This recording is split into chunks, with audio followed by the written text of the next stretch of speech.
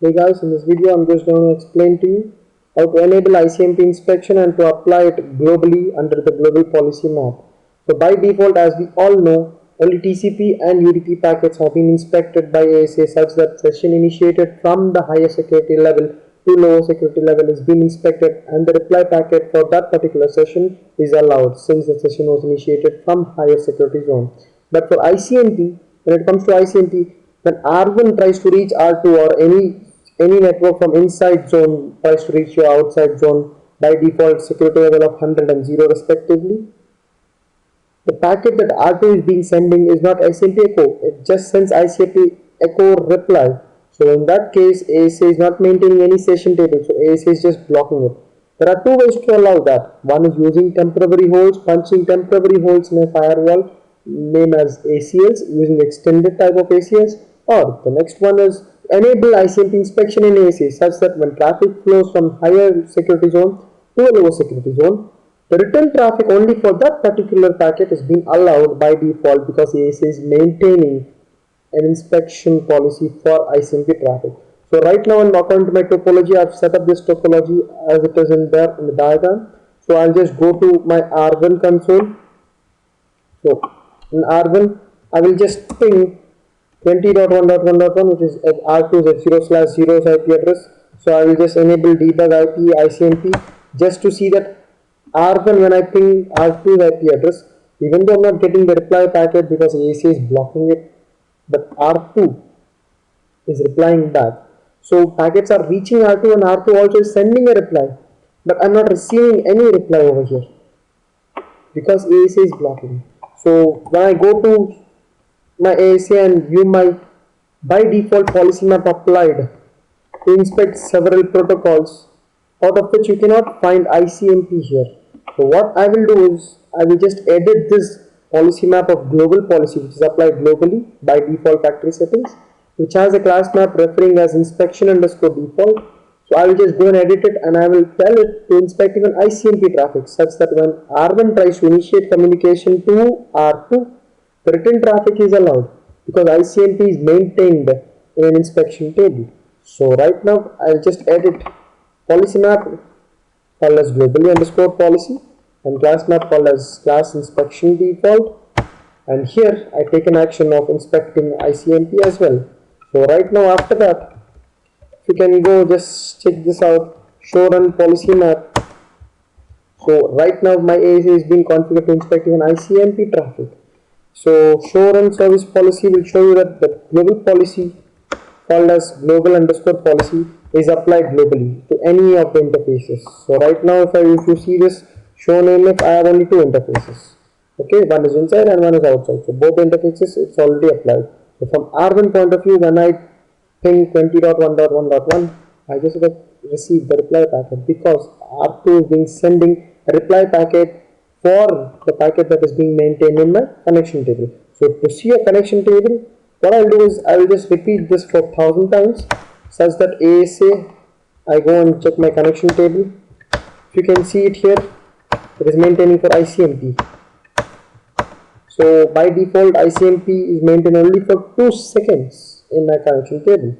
So that is why it is most recommended to repeat it for several number of times such that we can see the connection maintained in my connection table. So this is how you enable ICMP inspection or edit it using global policy map. Now we'll do one thing. We'll go to global policy map. Before that, I'll just go and stop. Oh, it's already stopped. Good. Before that, I will go and edit my global policy class inspection default, and I will just tell don't inspect ICMP. So right now my global policy does not have this. The show run policy map. So inspection of ICMP is not enabled here. You can see it here. So what I'll do is I'll create my own NPF configurations using class map separately, policy map separately, and my service policy. So right now what I'll do is I'll create an access list. Access list. Name this access list as ICMP traffic. Okay. So permit ICMP from anywhere to anywhere. And then now create a class map called as ICMP underscore C and match my access list name as ICMP underscore traffic. So once I match my access list name of ICMP underscore traffic, now I'll go create my own policy map known as ICMP underscore P. Okay. I'll call the class map called as ICMP underscore C, and here I will take an action of inspecting ICMP. So right now, class map is classified traffic for ICMP traffic, and policy map is taken an action of inspecting ICMP. Right now I have to apply it. So service policy, name of your policy map, so ICMP underscore P, in the interface called as inside or outside. So I will enable for inside. So once I enable for inside, now if you see show run policy map, so right now I'm not applying my inspection rule in my default policy maps and default class map.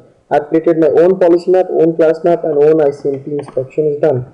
So show run service policy now, even though there is another global policy, so there is another interface policy. The interface policy overrides your global policy, which is applied globally. So now, when it comes to R1, you can repeat it as many times as possible. So in the same way, you can edit the global policy or you can create your own policy maps. So you can match a different traffic. Right now I am matched from anywhere to anywhere. So if you want to match from only specific host to specific host, you can match the traffic and enable inspection only for that particular traffic. So right now, the advantage of configuring your inspection is compared to your ACLs. So what has extended type of ACL? Extended type of ACL when you configure, when you allow ICMP echo reply, which means anytime R2 can also send ICMP echo reply, right? R2 also can send ICMP echo reply because the ACL is already been open. It's not time-based ACL, it's an extended type of ACL. If you configure time-based ACL, well and good. But if at all you configure an extended ACL, then R2 can only send ICMP echo reply. So if an hacker is sitting in the outside world who wants to disturb your network, so he will only send ICMP echo reply because it's allowed. So right now what I will do is, instead of configuring ACL, I have by default added to inspect ICMP traffic. So in R2, when I ping from outside 10.1.1.1, I'm not able to reach R1 because inspection is not being done from for a traffic initiating from lower security zone to higher security zone. So this way you can prevent even any type of temporary holes or temporary traffic initiating from outside world. So only traffic when it is initiated from my inside world to my outside world is only allowed.